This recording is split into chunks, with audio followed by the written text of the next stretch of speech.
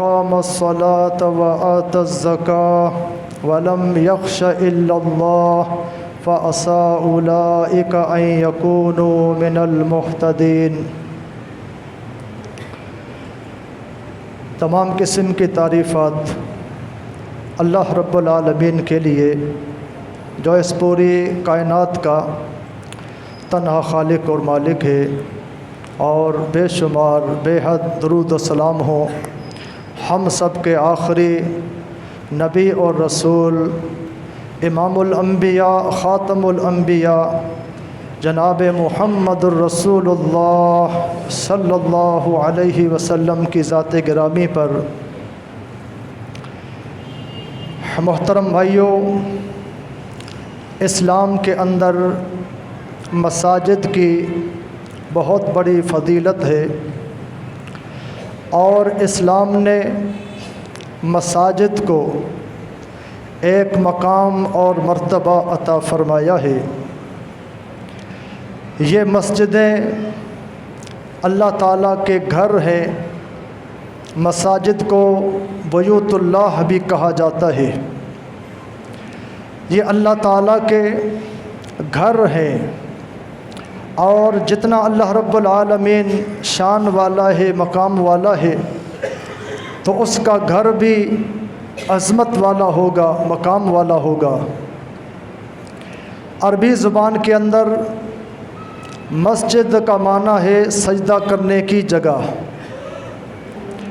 تو مسجد میں اللہ تعالیٰ کو سجدہ کیا جاتا ہے۔ وہ اللہ جو آسمانوں کا، زمین کا اور پوری کائنات کا بادشاہ ہے، اس کے سامنے سر کو جھکایا جاتا ہے، سجدہ کیا جاتا ہے۔ تو اس لیے اس عمارت کو، اس چار دیواری کو مسجد کہا جاتا ہے۔ دنیا کے اندر بڑی بڑی عمارتیں، بڑی بڑی بلڈنگیں، بڑے بڑے مکانات موجود ہیں، لیکن جو یہ جگہ اور یہ چار دیواری ہے، اس کا مقام اور مرتبہ اللہ تعالیٰ کے نزدیک بہت زیادہ ہے۔ یہ زمین کا وہ پاک خطہ ہے، اور پوری کائنات میں یہ پاک سرزمین ہے جس کو اللہ تعالیٰ بہت پسند فرماتا ہے۔ دیکھیے، مسجدوں کو اللہ تعالیٰ کا گھر کہا گیا، تو اس سے اس کا مقام اور مرتبہ ہمیں معلوم ہوتا ہے کہ جس چیز کی نسبت جس کے ساتھ جوڑی جائے، اس کا مقام اور مرتبہ واضح ہو جاتا ہے۔ ابھی آپ نے قرآن مجید کی آیت مبارکہ سماعت فرمائی۔ یہ آیت مبارکہ سورہ توبہ کی ہے، سورت کا نمبر 9 ہے اور آیت نمبر 18 ہے۔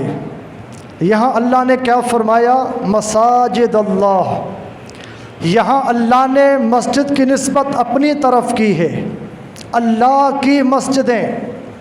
اسی طرح بقرہ کے اندر پہلے پارے میں اللہ نے فرمایا وَمَنْ أَظْلَمُ مِمَّنْ مَنَعَ مَسَاجِدَ اللَّهِ۔ اس سے بڑا ظالم کون ہو سکتا ہے جو اللہ کی مسجدوں سے روکتا ہے؟ وہاں بھی لفظ کیا آیا ہے؟ اللہ کی مسجد، منع مسجد اللہ۔ یہاں بھی مسجد کی نسبت اللہ کی طرف ہے۔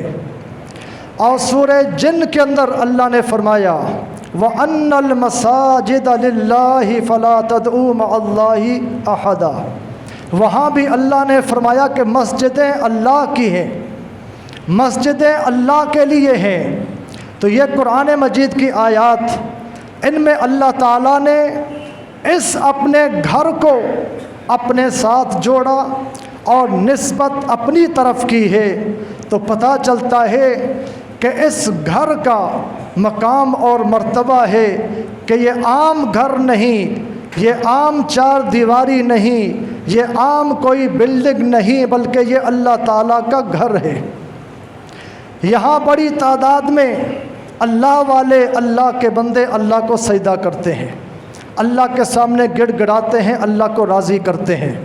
تو آج آپ کے سامنے مساجد کی جو فضیلت ہے، اور مساجد کا مقام اور جو مرتبہ ہے، اور پھر مساجد کو آباد کرنا، مساجد کی تعمیر کرنا، مساجد کی بنیاد رکھنا اور مساجد کے لیے محنت کرنا، کوشش کرنا، اور پھر مسجد کے جو آداب تقاضے ہیں اگر ٹائم ملے گا تو اس پر بھی بات کریں گے۔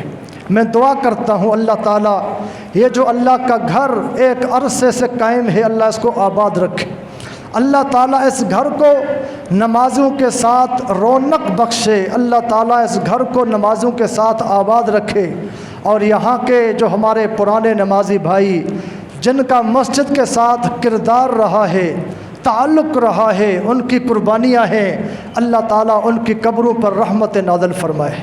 جہاں وہ دنیا سے جا کر قبروں میں آرام کر رہے ہیں، اللہ تعالیٰ کروٹ کروٹ ان پر اپنی رحمتوں کی بارش برسائے، اور جو ہمارے بھائی یہاں موجود ہیں اللہ تعالیٰ انہیں ایمان والی صحت والی زندگی عطا فرمائے۔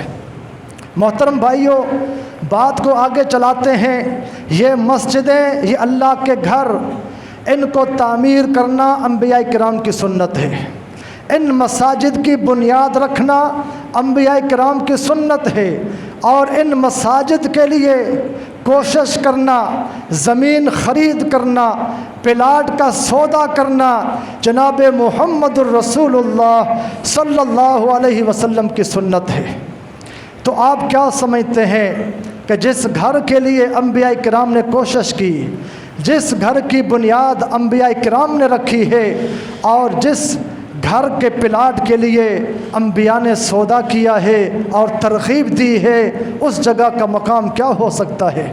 مسجد حرام، مسجد نبوی، مسجد اقصی اور دنیا بھر کے اندر جتنی مساجد ہیں، اللہ اکبر، یہ سب اللہ تعالیٰ کی طرف سے کیا ہے؟ اس زمین پر توحید کے مینار ہیں، یہاں سے توحید کے انوار پھوٹتے ہیں۔ یہ مساجد توحید کے مراکز ہیں، اسلام کے شعائر اللہ، اسلام کی نشانیاں، اسلام کی علامات ہیں۔ جب تک یہ قائم ہیں، جب تک یہ موجود ہیں اور ان کے اندر اللہ تعالیٰ کے بندے نمازیں پڑھتے ہیں، اس وقت تک قیامت قائم نہیں ہوگی۔ اور فتنوں سے بچنے کا بھی حل یہی ہے کہ مساجد کی طرف رخ کیا جائے، اپنا تعلق مضبوط کیا جائے۔ تو مسجد، محترم بھائیوں، ابھی آپ نے قرآن مجید کے جو آیت سنی ہے، اللہ نے کیا فرمایا کہ انما یعمر مساجد اللہ، اللہ تعالیٰ کی مساجد کو وہ لوگ آباد کرتے ہیں من آمن باللہ، جن کا اللہ پر ایمان ہوتا ہے، والیوم الآخر، اور آخرت کے دن پر ایمان ہوتا ہے۔ ایمان اللہ پر اور آخرت کے دن پر، یہ بڑا اہم ایمان ہے۔ یہ اللہ رب کریم شہادت دے رہا ہے، گواہی دے رہا ہے کہ مساجد کو آباد کرنے والے، مساجد کی خدمت کرنے والے اور مساجد کے ساتھ تعلق رکھنے والے، اللہ فرماتا ہے یہ اللہ کے مومن بندے ہیں، آخرت پر ایمان رکھنے والے ہیں۔ وَأَقَامَ الصَّلَاةَ، اور نماز کو قائم کیا، وَآتَ الزَّكَاةَ، زکوٰۃ کو ادا کیا، وَلَمْ يَخْشَ إِلَّا اللَّهَ، اللہ کے سوا کسی سے یہ ڈرنے والے نہیں ہیں۔ فَعَسَىٰ أُولَٰئِكَ أَن يَكُونُوا مِنَ الْمُهْتَدِينَ، اگر یہ صفات آ جائیں، یہ خوبیاں آ جائیں، تو اللہ فرماتا ہے امید ہے کہ یہ لوگ ہدایت یافتہ لوگوں میں شامل ہونے والے ہیں۔ ہدایت یافتہ لوگ، اللہ اکبر، اللہ تعالیٰ کے مقرب بندے ہیں، جنہیں ہدایت مل جائے انہیں دنیا کی سب سے بڑی نعمت مل گئی، انہیں دنیا کی سب سے بڑی دولت مل گئی، تو اللہ فرماتا ہے جن کا تعلق مساجد کے ساتھ ہے، اللہ تعالیٰ انہیں ہدایت یافتہ لوگوں میں بنا دیتا ہے۔ اللہ مجھے آپ سب کو ان میں شامل فرما دے۔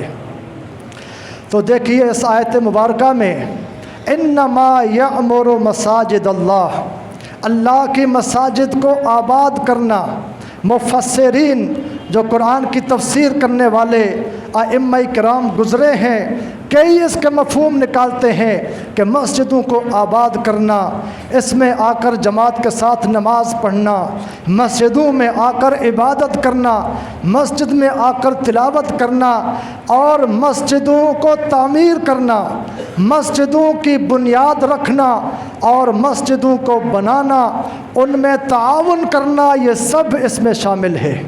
ये सारी बातें इसमें शामिल हैं कि ये लोग अल्लाह ताला की मसाजिद को क्या है, आबाद करने वाले हैं। अल्लाह अकबर। तो मस्जिदें, अल्लाह अकबर, यहाँ से दीन की तबलीग होती है, यहाँ से लोगों की इस्लाह होती है। ये वो मराकिज़ हैं जहाँ से तौहीद का सबक मिलता है, यहाँ से तकवा का सबक मिलता है, यहाँ से ईमानदारी का दरस मिलता है, यहाँ से दयानतदारी की तलकीन की जाती है, यहाँ से फितनों से बचने का हल दिया जाता है और यहाँ से बड़ों छोटों की, मर्द और ख़वातीन की तरबियत होती है। तो ये मराकिज़ हैं और इनको ये हैसियत हासिल है कि इनके अंदर आने वाला अल्लाह की तौफीक से फितनों से बच जाता है। और मैं कहता चलूँ, मुसलमानों की ज़िंदगी का हिस्सा मस्जिद है। मस्जिद मुसलमानों की ज़िंदगी का हिस्सा होना चाहिए। अगर मुसलमान मस्जिद से दूर हैं, अगर मस्जिद उनके यहाँ नहीं है, तो मुसलमानों की तरबियत और उनकी सही रहनुमाई बहुत नामुमकिन है, क्योंकि यहीं से सब कुछ होना है। जनाब रसूलुल्लाह सल्लल्लाहु अलैहि वसल्लम जब हिजरत करके मदीना तशरीफ़ ले गए थे, आपने सबसे पहला काम क्या किया था? अभी आप बाकायदा मदीना नहीं पहुँचे थे, चंद दिन आपको हुए, आपने अहले कुब्बा के अंदर मस्जिद कुब्बा को तामीर फरमाया। आपका अपना कोई घर नहीं, आपका घर तो दूर की बात, आपके रहने के लिए छोटा हुजरा तक नहीं, लेकिन आपने पहले अल्लाह का घर बनाया है, क्योंकि ज़रूरत है मुसलमानों का इज्तिमा हो, उनकी इबादत हो, खुतबा दिया जाए, बाजमात नमाज़ें पढ़ी जाएं। आपने इस अहमियत के पेश नज़र अपना घर बनाने के बजाय, अपना छोटा कमरा तामीर करने के बजाय, आपने सबसे पहले मस्जिद की बुनियाद रखी। मस्जिद कुब्बा आपने तामीर फरमाई और जब बाकायदा मदीना में आ गए, फिर आपने मस्जिद नबवी के लिए कोशिश की और मस्जिद नबवी को आपने तामीर फरमाया। आप चाहते थे इशारा करके सहाबा किराम से मस्जिद को तामीर फरमाते। वो सहाबा किराम, अल्लाह उन सब से राज़ी हों, जो आपके इशारे पर अपनी गर्दनें कटाना सादत समझते थे।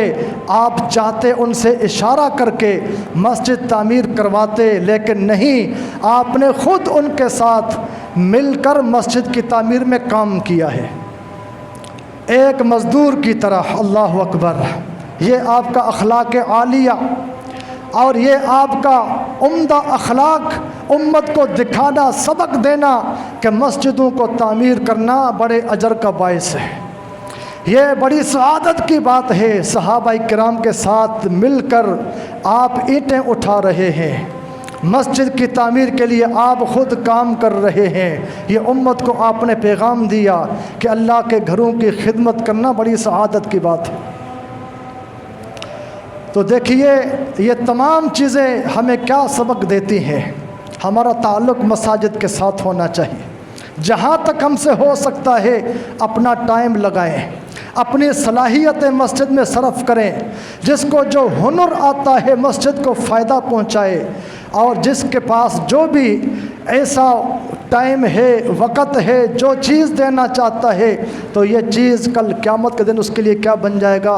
नजात का ज़रिया बन जाएगा। आज हमसे भाई सवाल करते हैं, ईसाल सवाब की क्या सूरतें हैं, सदका जारिया कैसे हमारा कायम होगा? तो ये अल्लाह के घर मस्जिदें बेहतरीन तरीक़ा है ईसाल सवाब का, सदका जारिया का। बहुत पुरानी मस्जिद है, आज भी कायम है, कई सदियां गुज़र चुकी हैं, आज भी मस्जिदें कायम हैं। वहाँ हज़ारों लाखों की तादाद में सजदे हो रहे हैं। पुरानी से पुरानी मस्जिदें हमने ख़ुद भी कई जगहों पर देखी हैं। बड़े बड़े पुराने मजबूत पत्थर लगे हुए हैं, کئی سال پرانی مسجدیں، کئی صدیاں پرانی مسجدیں ابھی بھی قائم ہیں، لوگوں کے اخلاص کا نتیجہ ہے، ان کی محنت کا یہ صلہ ہے۔ وہ دنیا سے چلے گئے، ان کی بنائی ہوئی مسجدیں، ان کے تعاون سے بنی ہوئی مسجدیں آج بھی قائم ہیں، جہاں ہزاروں کی تعداد میں لوگ نماز ادا کرتے ہیں۔ یہ صدقہ جاریہ ہے، بہت بڑا صدقہ جاریہ ہے، ایصال ثواب ہے۔ انسان دنیا سے چلا جاتا ہے، اگر مسجدیں بنا کر جاتا ہے، مسجد کے ساتھ اپنا تعلق مضبوط کر کے جاتا ہے، کسی بھی صورت میں اللہ تعالیٰ اس کے لیے صدقہ جاریہ بنا دیتا ہے، یہ اس کا سلسلہ چلتا رہتا ہے۔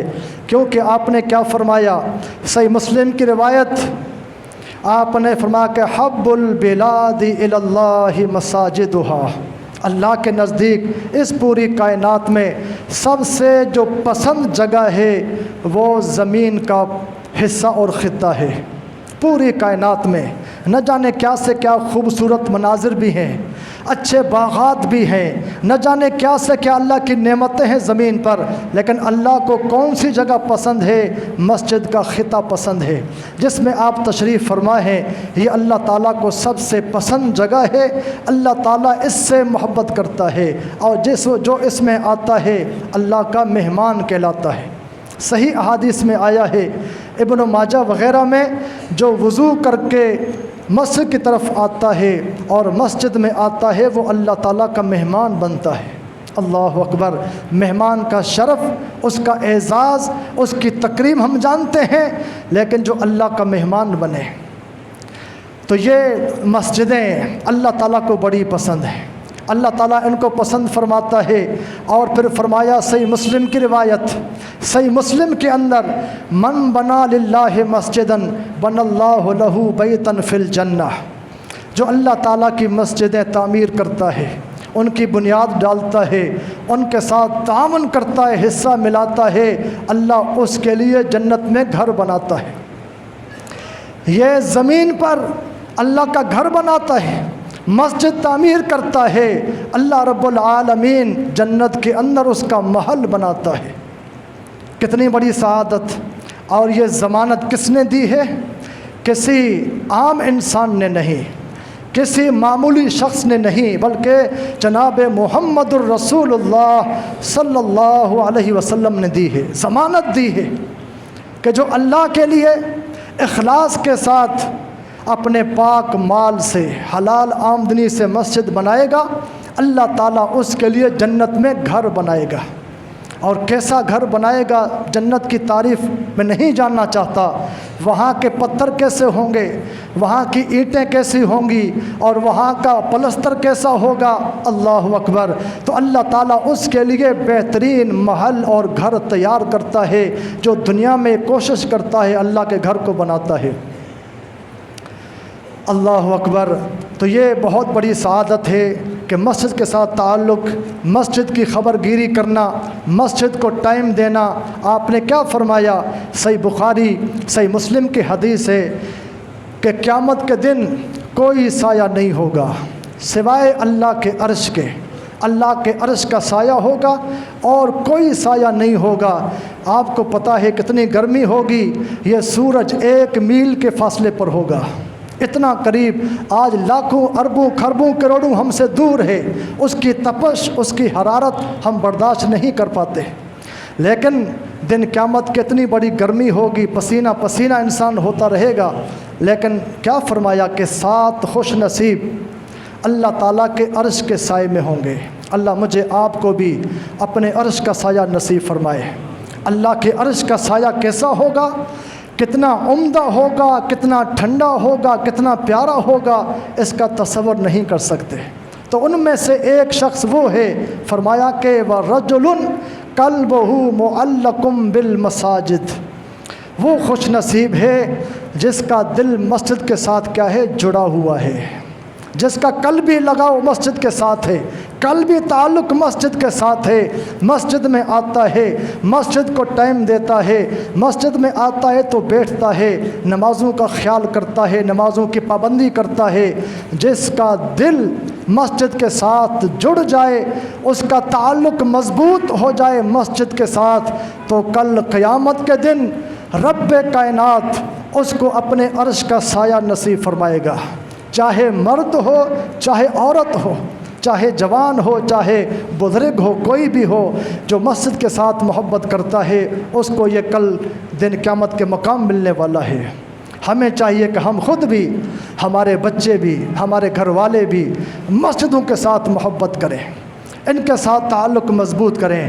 آج لوگ کہاں سے کہاں جا رہے ہیں، لوگوں نے پریشانی کا حل کہاں تلاش کیا ہے، مصیبتیں ٹالنے کے لیے کہاں جاتے ہیں، شرک کے اڈے اور غیر اللہ کی جگہوں پر لوگ جاتے ہیں۔ میں زیادہ نہیں کہنا چاہتا، یہ ہماری سعادت خوش نصیبی ہے، اللہ تعالیٰ نے ہمیں توحید عطا فرمائی، کتاب و سنت عطا فرمایا، اس کے گھر کے سوا کسی گھر میں نہیں جاتے، اور اس کا جو یہ گھر ہے، مرکز ہے، اس کے سوا کہیں پر پیشانی نہیں ٹکاتے، یہیں آتے ہیں، ایک اللہ کو پکارتے ہیں اور سمجھتے ہیں ساری مشکلات کا حل یہیں سے ہوگا، یہیں سے دعائیں قبول ہوں گی، یہیں سے اللہ تعالیٰ کی رحمت ملے گی، روزی ملے گی۔ تو یہ اللہ تعالیٰ کی طرف سے بڑا ہم پر انعام ہے کہ اللہ نے ہماری پیشانی کو صرف اپنے آگے جھکانے والا بنایا ہے، کسی اور کے سامنے جھکانے والا نہیں بنایا۔ یہاں یہ بھی کہتا چلوں، اس بات کا ہمیں احساس بھی ہونا چاہیے، معاف کیجئے گا محترم بھائیوں، آپ مجھ سے سب بڑے ہیں، میں چھوٹا ہوں، طالب علم ہوں، میں علماء کا خادم، دین کا خادم ہوں، لیکن ایک احساس کے طور پہ کہنا چاہوں گا، ہماری مسجدیں زیادہ ہونی چاہیے۔ یہ نہ ہو کہ ہمیں شیطان پریشان کرے، کیا ضرورت ہے مسجدیں بنانے کی، جگہ جگہ مسجدیں کیوں بناتے ہیں، چھوٹی چھوٹی مسجدیں نہیں بنانی چاہیے۔ یہ شیطان کی طرف سے کیا ہے، ہمیں پریشان کرنے والی بات ہے۔ دیکھیں دوسرے لوگ مسجدیں بناتے ہیں جبکہ ان کا یہ کام نہیں ہے۔ قرآن نے کہا ما کان للمشرکین ان یعمروا مساجد اللہ، جو لوگ مشرک ہیں، اللہ کے ساتھ شریک بناتے ہیں، ان کا یہ کام نہیں مسجدیں بنائیں، ان کا یہ کام نہیں مسجدیں تعمیر کریں۔ مسجد بنائیں گے تو اس میں اللہ کی عبادت تو نہیں ہوگی، اوروں کو بھی شریک کریں گے، اللہ کے ساتھ اوروں کو بھی صدائیں دیں گے، اوروں کو بھی پکاریں گے۔ تو قرآن نے کہا وہ اس کے اہل نہیں، اس کے لائق نہیں کہ اللہ کے گھر مسجدوں کو بنائے، یہ تو توحید کے خالص مرکز ہے، ان کو کون بنائے؟ انما یأمر مساجد اللہ من آمن باللہ والیوم الآخر، توحید والے وہ مسجدیں بنائے، اہل توحید کی کتاب و سنت پر عمل کرنے والوں کی مسجدیں بننی چاہیے، زیادتی ہونی چاہیے، اور جہاں ضرورت ہے وہاں تو بالکل بننی چاہیے، اور مل جل کر کوشش کر کے وہاں مسجد کو بنانا چاہیے۔ اللہ تعالیٰ مجھے آپ سب کو توفیق عطا فرمائے، اللہ تعالیٰ ہم سب کی اصلاح فرمائے، اللہ تعالیٰ ہمیں تا حیات اپنا تعلق اپنے گھر کے ساتھ جوڑنے کی توفیق عطا فرمائے۔ کوشش دعائیں یہ ہوں کہ ہمارا خاتمہ مسجد کے اندر ہو، ہماری موت مسجد میں آئے، سجدے کی حالت میں، رکوع کی حالت میں، قرآن پڑھتے ہوئے، بڑی اچھی موت ہوگی، حسن خاتمہ ہوگا۔ تو یہی دعائیں کرنی چاہیے کہ اللہ تعالی ہمارا تعلق آخر تک مسجد کے ساتھ قائم رکھے۔ وآخر دعوانا الحمدللہ رب العالمین۔